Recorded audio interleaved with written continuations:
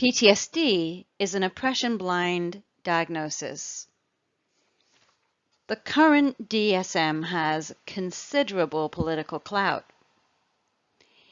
Its reach extends through the VA, the National Institutes of Health, the World Health Organization, to name but a few. It is an influential institution that affects research, directs studies, shapes data collection, dictates federal and state resources, and sways professionals. In the DSM, post-traumatic stress disorder is considered to be a single event-driven diagnosis. Note that it is considered a disorder rather than an injury. Despite considerable pressure, the DSM committee refuses to acknowledge historical trauma in its policy, clinging to this single event-driven conceptualization.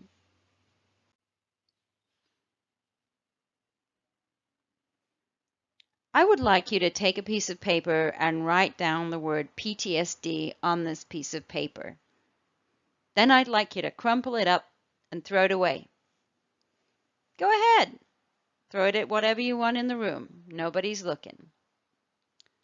Now, let's remember that post-traumatic stress disorder is a single event-driven diagnosis, whereby somebody suffering from this disorder will keep remembering and remembering or avoiding the event.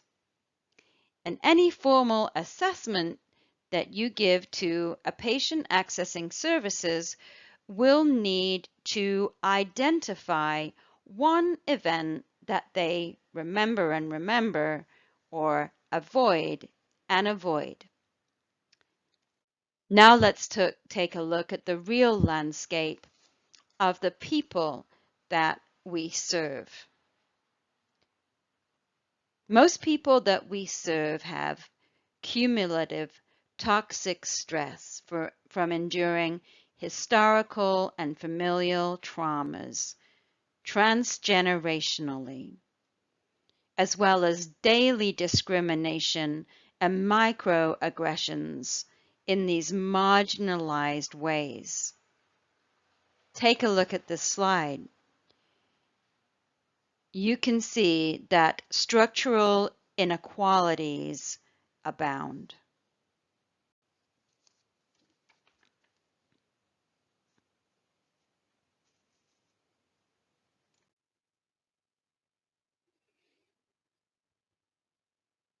A historical notion of trauma, much like Rosenwald et al.'s conceptualization of historical trauma, helps us understand that in high stress, resource poor environments, people will suffer from multiple experiences of trauma, acts of omission, neglect, and acts of commission, abuse.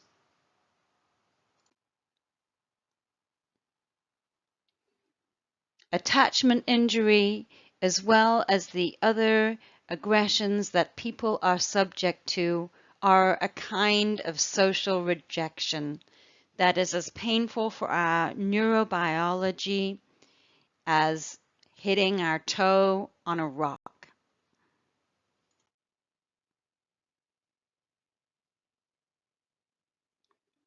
The wear and tear on the mind and body as a result of this trauma is immense, and people are eventually polysymptomatic.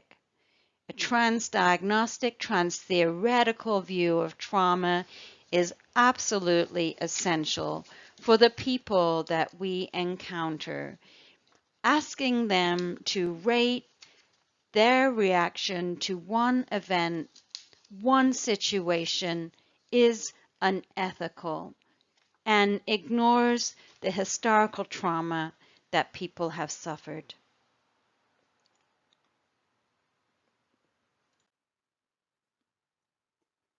Dr. Lamb gives us this research about the kind of adrenal fatigue that we can see progresses in persons that have complex PTSD. We can see at the end here a total adrenal failure causes early death. I don't have time to go into this slide in any detail, but we can see here that the interpersonal neurobiological effects of trauma as described by Siegel and others do result in multi-system failure and early death. We have the symptoms of post-traumatic stress disorder to attend to. These do exist in people with complex PTSD, but then we have these core symptoms of complex PTSD that basically comprise problems with self-organization. People will have reactions to this very complicated problem set, including substance abuse and dependence, which is a whole nother set of interventions and considerations. We can see here on the left side of the diagram that historical traumas, intergenerational traumas, attachment and familial traumas contribute with this cumulative stress. Equity is important in social policy. Post-traumatic stress disorder is an oppression-blind diagnosis because it teaches people that trauma is one isolated event rather than thematic, structural discrimination in our society that causes complex trauma and early death through a social justice lens. Retrieve your paper now and keep it with you if you still continue to believe that post-traumatic stress disorder adequately describes trauma. Thank you for your attention.